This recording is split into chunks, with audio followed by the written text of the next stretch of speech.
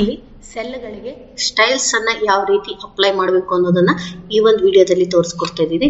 ನೋಡಿ, ನನಗೆ ಈ ಸೆಲ್ ಅಲ್ಲಿ ಸ್ಟೈಲ್ಸ್ ಗಳನ್ನ ಡಿಸೈನ್ ಗಳನ್ನ ಚೇಂಜ್ ಮಾಡಬೇಕು ಅಂತ ಇದ್ರೆ ಈ ಸೆಲ್ ಸ್ಟೈಲ್ಸ್ ಅನ್ನ ಕ್ಲಿಕ್ ಮಾಡಿ. ಸೊ ನೋಡಿ, ಡಿಫ್ರೆಂಟ್ ಆಫ್ ಸ್ಟೈಲ್ಸ್ ಅನ್ನ ಮಾಡ್ತಾ ಇದ್ದೀನಿ.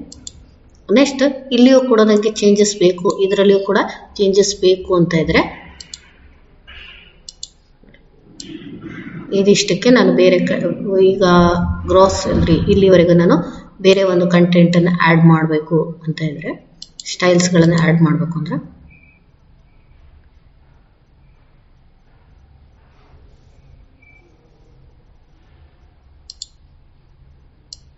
Cross salary,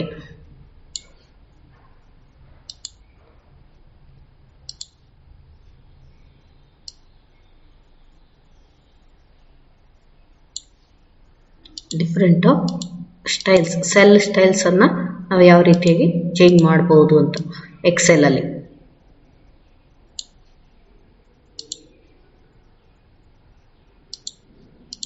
next net salary,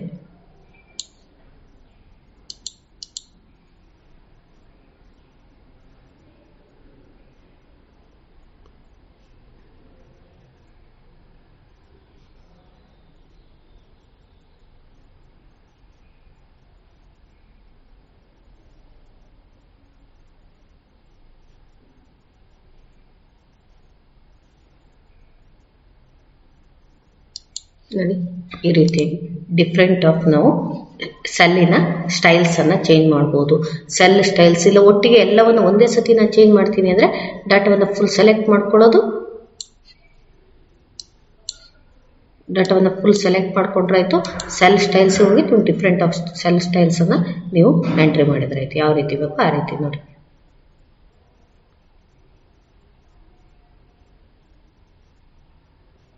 ಕಾಣಿಸ್ತಾ ಇಲ್ಲ? ಈ ರೀತಿಯಾಗಿ ನೀವು ಸ್ಟೈಲ್ಸ್ ಅನ್ನ ಕೂಡ ಚೇಂಜ್ ಮಾಡಿ ಒಂದೇ ಸತಿ ಡಿಫ್ರೆಂಟ್ ಆಫ್ ಚೇಂಜ್ ಮಾಡ್ತೀನಿ ಅಂದ್ರೆ, ಇಲ್ಲ ನೀವು ಒಂದೊಂದಕ್ಕೆ ಸೆಲ್ ಅನ್ನ ಚೇಂಜ್ ಮಾಡ್ತೀನಿ ಅಂದ್ರೆ ಅವಾಗ ತೋರಿಸಿದ್ನಲ್ಲ ಆ ರೀತಿಯೂ ಕೂಡ ಅಪ್ಲೈ ಮಾಡಬಹುದು.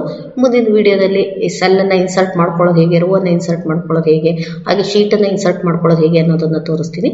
ಅಲ್ಲಿವರೆಗೂ ಟೇಕ್ ಕೇರ್, ಬಾಯ್.